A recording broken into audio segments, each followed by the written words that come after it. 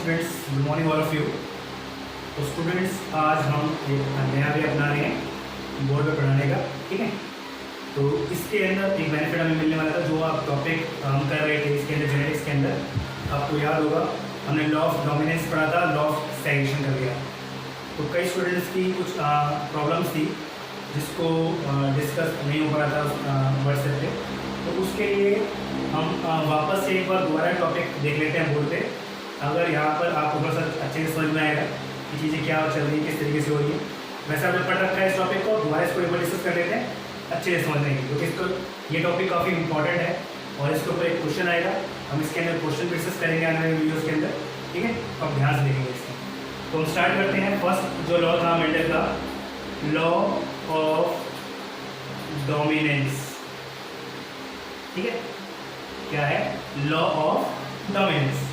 तो law of dominance के अंदर स्टूडेंट्स मेंडल्स जो था, इनका ये मानना था, देखो स्टूडेंट्स हम क्या चीज़ पढ़ रहे हैं, एक मेंडल्स जो कह रहा है वो बात पढ़ेंगे, एक जो आज की रिसर्च है वो क्या बोलती है उसके बारे में मैं आपको बीच बीच में मेंशन करता रहूँगा कि मेंडल्स ने क्या कहा है और जो आज की रिसर्च है, जिसके बाद बहुत सारी रिसर्च हो चुकी है जो आज की वे में अगर बात करें हम तो उसके बीच में हम उसको डिस्कशन करते रहेंगे, ठीक है।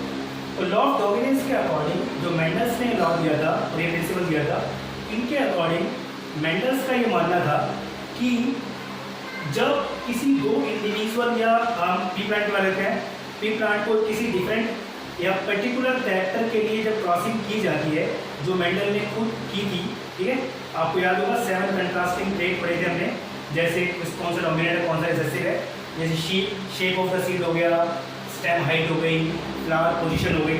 तो उसके अंदर उसने अच्छे से मेंशन किया हुआ है कि कौन सा कैरेक्टर क्या है डोमिनेंट है, कौन सा कैरेक्टर क्या है रिसेसिव। तो उसके अंदर अगर मैं एक एग्जांपल दूँ आपको, जैसे आपको याद होगा यहाँ पर उसने कैरेक्टर्स दे रखे थे सॉरी, और इसमें कुछ क्या थे, डोमिनेंट था कैरेक्टर और क्या था, रिसेसिव कैरेक्टर्स। तो जैसे मैं एक कैरेक्टर भी लेता हूँ यहाँ पे, जैसे क्या हो गया, स्टेम हाइट को लेके था, ठीक है। पी प्लांट की बात कर रहे हैं। मेंडल ने एक्सपेरिमेंट किया था, जो पी प्लांट था आपको याद रखना है, नाम पूछेंगे आपसे तो आपको याद रखना है क्या नाम था, गार्डन पी प्लांट, और साइंटिफिक नेम क्या है इसका, पाइसम स्टाइलो, ठीक है। तो इसके कंट्रास्टिंग ट्रेट्स की बात कर रहे हैं। तो स्टेम हाइट के अंदर जो इन्होंने वेरिएशन देखी थी, उन्होंने जब क्रॉसिंग की इस कैरेक्टर को लेके, तो जो टॉलनेस थी वो क्या था, इसके अंदर डोमिनेंट कैरेक्टर था, और ड्वार्फ जो था वो क्या था, रिसेसिव कैरेक्टर, ठीक है। इसी तरीके से कुछ और था, जैसे शेप ऑफ द सीड थी, तो सीड की जो शेप थी वो राउंड जो थी वो क्या थी, डोमिनेंट थी, और रिंकल्ड जो थी वो क्या थी, रिसेसिव। तो इन्होंने कैसे पता लगाया कि ये राउंड डोमिनेंट है, रिंकल रिसेसिव है, तो और क्या टॉल है, टॉल डोमिनेंट क्यों है, रिसेसिव ड्वार्फ जो है वो रिसेसिव क्यों है। तो इनको पता कैसे लगा, जब इन्होंने प्लांट की क्रॉसिंग करके देखी आपस में, तो क्रॉसिंग करने के बाद जो इनको रिजल्ट्स मिले, तो उन रिजल्ट्स के अकॉर्डिंग, उन रिजल्ट्स के बेसिस पर इन्होंने बताया कि ये कैरेक्टर्स क्या है, डोमिनेंट है, और ये क्या है, रिसेसिव। तो इसके बेसिस पे इन्होंने लॉ दिया था, क्या दिया था, लॉ ऑफ डोमिनेंस। तो लॉ ऑफ डोमिनेंस के अकॉर्डिंग क्या बोलते हैं ये, तो लॉ ऑफ डोमिनेंस के अकॉर्डिंग मैंने बोला कि जब किसी इंडिविजुअल की आप क्रॉसिंग करेंगे दो इंडिविजुअल्स की, तो उनके बाद जो F1 जनरेशन का नेक्स्ट इंडिविजुअल जो ऑब्टेन होगा, उसमें जो अपने आप को एक्सप्रेस करेगा वो क्या कहलाएगा, डोमिनेंट कहलाएगा। और वो ऑलवेज क्या होता है, डोमिनेंट ही अपने आप को एक्सप्रेस करेगा। आपको याद होगा, चाहे वो कंडीशन होमोजाइगस हो चाहे वो हेटेरोजाइगस। तो इसको हम समझ लेते हैं एक क्रॉस की हेल्प से, ठीक है। और क्रॉस के लिए हम क्या लेते हैं, मोनो हाइब्रिड क्रॉस ले लेते हैं एग्जाम्पल के लिए। और आपको मोनो हाइब्रिड क्रॉस पता है क्या होता है, ये क्वेश्चन पूछेंगे आपको कि क्रॉस जो है वो मोनो हाइब्रिड है या डाइब्रिड है। तो मोनो हाइब्रिड क्रॉस क्या होते हैं, जो सिंगल कैरेक्टर को लेकर किए जाते हैं उन्हें हम बोलते हैं मोनो हाइब्रिड क्रॉस, ठीक है। और डबल कैरेक्टर या दो कैरेक्टर लेके चलेंगे तो क्या हो जाएगा, डाई हाइब्रिड। 3 कैरेक्टर हो गए, ट्राई हाइब्रिड। इस तरीके से क्या हो गई, कहलाएंगे, ठीक है। तो इसका एग्जाम्पल ले लेते हैं, और एग्जाम्पल हम सिंपल ले लेते हैं पहले और सिंपल एग्जांपल में क्या ले लिया, दो पी प्लांट पेरेंट्स ले लेते हैं हम, और पेरेंट्स हमारे पास क्या है, हमने पेरेंट्स ले लिया टॉल पी प्लांट, ठीक है, इसकी क्रॉसिंग करवा दी इसके साथ में ड्वार्फ पी प्लांट। और स्टूडेंट्स आपको ध्यान रखना है, आपको ऐसे ही मेंशन करके चलना है, ठीक है, पैटर्न जो है इसका लिखने का ऐसे ही रहेगा। ओके, अब देखो यहाँ पे आपको याद होगा हमने पेरेंट्स के बाद क्या लिए थे, जीनोटाइप लिए थे। अब जीनोटाइप्स क्या होते हैं आपको याद होगा, वापस कर देता हूँ कि ये क्या है, टॉलनेस, मतलब ये प्लांट आपको टॉल दिखाई दे रहा है, ये प्लांट क्या है, टॉल दिखाई दे रहा है, तो मतलब ये इसका मॉर्फोलॉजिकल फीचर है, इस प्लांट को हम देखकर पता लगा सकते हैं। तो ये जो फीचर है इसका फिनोटाइप कहलाता है, ठीक है। और इस फिनोटाइप को, ये जो फिनोटाइप बना है, ये टॉल जो प्लांट बना है, इसके अंदर कोई ना कोई प्लांट के अंदर कोई ना कोई जीन रहे होंगे जो इसको टॉल बना रहे होंगे, या कोई डीएनए जो होगा, डीएनए सेगमेंट जो होगी जो इसको टॉल बना रही होगी। और उस सेगमेंट्स को मेंडल ने, आपको याद है क्या नाम दिया था, फैक्टर। मैंने बोला ना, एक मेल जो पेरेंट है वहाँ से एक फैक्टर आता है, एक फीमेल जो पेरेंट है वहाँ से क्या आता है, एक फैक्टर आता है। और ये दोनों फैक्टर क्या करते हैं आपस में, नेक्स्ट जनरेशन के अंदर जाके जब रिकम्बाइन करते हैं आपस से, तो एक नया फीचर जो होता है वो देखने को मिलता है किसी इंडिविजुअल्स के अंदर, ठीक है। तो इसी को बाद में क्या बोला गया, जीन बोल दिया गया। तो बोलते हैं जीन जो है रिस्पॉन्सिबल है इसके टॉलनेस के लिए, और फीमेल के अंदर भी कोई जीन है जो इसकी ड्वार्फनेस के लिए क्या है, रिस्पॉन्सिबल है। तो इन फिनोटाइप को रिप्रेजेंट करने के लिए जो हम अल्फाबेट इस्तेमाल करते हैं उन्हें हम उनके जीनोटाइप बोलते हैं। ओके, तो इसके लिए हम क्या ले लेते हैं, जीनोटाइप्स हमने यहाँ पर ले लिया कैपिटल डी, कैपिटल, ठीक है। इसी तरीके से यहाँ पर हमने ले लिया स्मॉल टी, स्मॉल। फिर यहाँ पर भी मैंने एक नोट करने लायक बात आई थी आपको, कि आपको याद रखना है कि जो लेटर आप इस कैरेक्टर को रिप्रेजेंट करने के लिए ले रहे हैं, वही लेटर आपको यहाँ पर लेना है सेम। जैसे टी लिया है तो टी ही लेना है यहाँ पे, ड्वार्फ के लिए यहाँ पर डी नहीं लेना है, ठीक है। इससे आपको कंफ्यूज हो गया, गलत हो जाएगा। तो जो है वो लेना है, लेकिन रिसेसिव में आपको याद रखना है कि इन्हें हम स्मॉल लेटर से क्या करते हैं, रिप्रेजेंट करते हैं, ठीक है। और इसको हम पेयर्स में क्यों लिखते हैं, ये भी हमने डिस्कस किया था, दोबारा डिस्कस कर लेते हैं। जैसे मान लेते हैं ये क्या हो गया, ये हो गया टॉल पी प्लांट जो है, इसका एक सेल है, और ये हमारे पास क्या है, ड्वार्फ पी प्लांट का। इसके लिए हम एक काम करते हैं, एक स्केच ले लेते हैं दूसरा, ताकि आपको अच्छे से दिखाई दे, ठीक है। फीमेल के लिए हम क्या ले लेते हैं, यहाँ पर इस तरीके से व्यू में दिखाया गया, ठीक है। तो अब यहाँ पर देखो आप स्टूडेंट्स कि यहाँ पर मैंने मान लिया, जैसे ये हो गया क्रोमोसोम नंबर 1, ठीक है, ये हो गया क्रोमोसोम नंबर 2, ठीक है। इसको क्या बोले थे हमने, this is called first A, this is called first B, this is called second A, this is called second B. इसी तरीके से जो फीमेल पेरेंट्स है, इसके पास भी क्रोमोसोम है। देखो दो ही क्रोमोसोम है, क्रोमोसोम बहुत सारे हैं, लेकिन हम बस ओनली दो लेके चल रहे हैं ताकि इसको अच्छे से समझ सकें, क्योंकि हम बात कर रहे हैं किसकी, क्रोमोसोम्स कैसे रहते हैं, पेयर्स में रहते हैं, इसलिए हम इन अल्फाबेट्स को भी क्या रहते हैं, पेयर्स में लेते हैं, ठीक है। तो अब मेल पेरेंट्स जो है, इसके पास फर्स्ट क्रोमोसोम्स के ऊपर क्या है, कैपिटल टी, यहाँ पर कोई एक सेगमेंट जो है इसे हम क्या बोलेंगे, टी। और इसी पोजीशन पे जो दूसरा क्रोमोसोम है इसके अंदर फर्स्ट बी, वहाँ पर भी क्या है, कैपिटल टी ही है। तो ये क्या हो गया, एलील हो गए, इन्हें बोलते हैं हम एलील।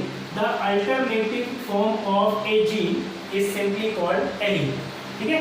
जीन की ही अल्टरनेटिव फॉर्म जो होती है वो एलील कहलाती है। ये डाउट था स्टूडेंट्स का, पूछा डाउट क्या होता है, तो यहाँ पर ध्यान दें स्टूडेंट्स कि जो अल्टरनेट फॉर्म है इस जीन की, इसे हम क्या बोलते हैं, एलील बोलते हैं, ठीक है। और यहाँ पर जो एलील है वो सेम है, यहाँ पर देखो, यहाँ पर ये फर्स्ट का ए, ये फर्स्ट का बी, ये सेकंड ए, ये सेकंड बी। तो इस पोजीशन पे हमारे पास क्या आ जाएगा, बस स्मॉल टी, और यहाँ पर हमारे पास क्या आ गया, small T. Chromosome number same है तो इंडिविजुअल सेम है, ठीक है। अब बोलते हैं कि क्रोमोसोम जो होते हैं पेयर्स में रहते हैं, इसके लिए हम इनको क्या कहते हैं, इनको पेयर्स लेके चलते हैं। अब क्या होता है, जब इनके अंदर क्या होगी, गैमेटोजेनेसिस होगी, ठीक है, क्या होगी गैमेटोजेनेसिस। और गैमेटोजेनेसिस के दौरान क्या होगा, मेयोसिस होगी। उनके दौरान क्या बनेंगे, इसके अंदर गैमेट्स बनेंगे। और जब गैमेट्स बनेंगे तो क्रोमोसोम के नंबर बिकम्स क्या होते हैं, हाफ। तो मान लीजिए यहाँ पर जब ये सेल डिवाइड करेगा तो यहाँ पर 2 सेल बन जाएंगे इसके अंदर। एक सेल हमारे पास क्या आ गया, दूसरा सेल हमारे पास क्या आ गया। इसी तरीके से फीमेल के अंदर भी क्या होगा, एक सेल ये आ गया और एक सेल क्या हो गया, ये आ गया। ठीक है, तो क्रोमोसोम के नंबर क्या हो जाएंगे, यहाँ पे हाफ हो जाएंगे। इन दोनों में से एक क्रोमोसोम रैंडमली, देखो नेक्स्ट चीज, इन हर पेयर में से एक क्रोमोसोम क्या आएगा, इस सेल के पास आएगा, और बचा हुआ क्रोमोसोम क्या आएगा, इस सेल के पास आएगा। कोई कैसे आएंगे, रैंडमली आएंगे। रैंडमली मतलब फर्स्ट का ए आ गया, सेकंड का बी आ गया, थर्ड का ए आ गया, फोर्थ का बी आ गया, फिफ्थ का बी आ गया, सेकंड का, सेवंथ का बी आ गया, एट्थ का ए आ गया। इस तरीके से रैंडमली आएंगे, फिक्स नहीं है जैसे एक फर्स्ट का ए आएगा, सेकंड का ए आएगा, ऐसा नहीं होता कि भाई फर्स्ट का ए आ गया तो ए आएगा, बी आ गया तो बी आएगा, ऐसा नहीं है। ठीक है, यहाँ पे हम मान लेते हैं कि एक आ गया क्रोमोसोम दोनों में से, और अब यहाँ पर आ गया फर्स्ट का बी, और फर्स्ट का बी पे क्या है, कैपिटल टी, तो हमने यहाँ कैपिटल टी ले लिया। दूसरे पे हमने कोई कैरेक्टर लेके नहीं चले, क्योंकि क्या कर रहे हैं हम, मोनोहाइब्रिड क्रॉस कर रहे हैं, और मोनोहाइब्रिड क्रॉस के अंदर एक ही कैरेक्टर लेके चलते हैं। अगर दूसरा कैरेक्टर होता तो हम इस पे रिप्रेजेंट कर देते, लेकिन ऐसा नहीं हो रहा है। और दूसरे में से हमने कोई भी ले लो, कोई फर्क नहीं पड़ता। हमने यहाँ पे ले लिया सेकंड का ए, ठीक है। अब क्या बच गया, यहाँ बच गया फर्स्ट का ए बच गया, यहाँ पे फर्स्ट का ए आ गया, क्या है इसके पास, कैपिटल टी, और यहाँ पे क्या बच गया, सेकंड का बी बच गया। ठीक है, अंडरस्टैंड। इसके बाद इसी तरीके से आपने देखना है इस सेल्स के अंदर, इनमें से रैंडम लिया जाएगा एक। यहाँ पे हमें मान लिया फर्स्ट का ए आ गया, फर्स्ट का ए क्या है, स्मॉल टी, और यहाँ पे क्या आ गया, फर्स्ट का बी आ गया, यहाँ पे क्या आ गया, स्मॉल टी। सेकंड का यहाँ पे मान लीजिए हमारे पास क्या आ गया, बी आ गया, और यहाँ पर क्या आ गया, सेकंड का ए आ गया। समझ आ गया। तो अब गैमेट्स जो है, इस गैमेट्स के पास क्या है, ओनली कैपिटल टी है, इसके पास भी क्या है, कैपिटल टी है, इसके पास क्या है, स्मॉल टी है, इसके पास क्या है, स्मॉल टी है। समझ आ गया। अब इसके बाद क्या होता है, अब ये गैमेट्स जो है, जैसे ये क्या हो गया, ये मेल गैमेट, मेल सेल हो गए, मेल गैमेट सेल हो गए, ये फीमेल गैमेट सेल हो गए। अब इनका जब फ्यूजन होगा, आपस में फर्टिलाइजेशन होगा, जब आपस में फ्यूज करेंगे तो वो भी कैसा होता है, रैंडम। मतलब इसके पास 50% चांस है कि ये इसके साथ फ्यूज करे। ठीक है, आपको स्टूडेंट दिख नहीं रहा होगा, तो मैं एक बार देख लेता हूँ यहाँ पर दिख रहा है कि नहीं। देखो स्टूडेंट, इसको अगर हम इसके साथ फ्यूज करता है ये, ठीक है, यहाँ पे मैं नंबर डाल देता हूँ नंबर 1, ठीक है, तब इसको यहाँ पे रिप्रेजेंट कर दूँ, दिखाई देंगे। अब ये जो है, अगर ये इसके साथ फ्यूज करता है तो क्या आएगा भाई, यहाँ से क्या आ गया, देखो यहाँ पे क्या है, कैपिटल टी, ठीक है, और यहाँ पे इसकी पेयरिंग वापस मिल जाएगी साथ में, तो ये फीमेल के साथ फ्यूज करेगा, तो ये फ्यूजन क्या आ गया, इसके पास क्या था, स्मॉल टी। ठीक है, और दूसरा क्या इसके पास, ये आ गया, इसका कोई मतलब नहीं है, इसको इसके साथ फ्यूज जाएगा, ठीक है, ये हो गया। तो फर्स्ट वाला जो ऑफस्प्रिंग आया, जो नया इंडिविजुअल बना, वो क्या है, इसके पास कैपिटल टी और क्या आ गया, स्मॉल टी। ठीक है, इस तरीके से समझ आ रहा है। जो क्या हुआ, हमने गैमेट्स बनाए, इसके गैमेट्स में क्या हो गए, क्रोमोसोम नंबर हाफ हो गए, रैंडमली हो गए।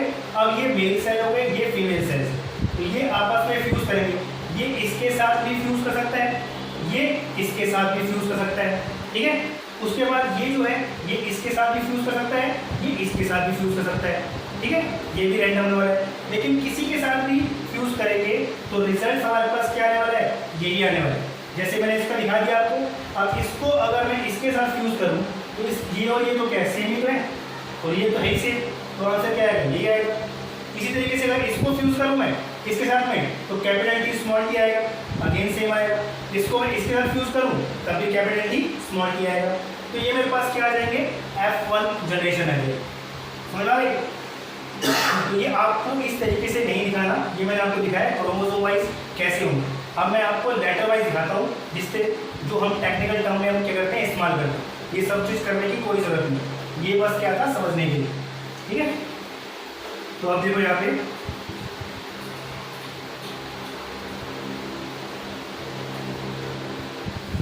था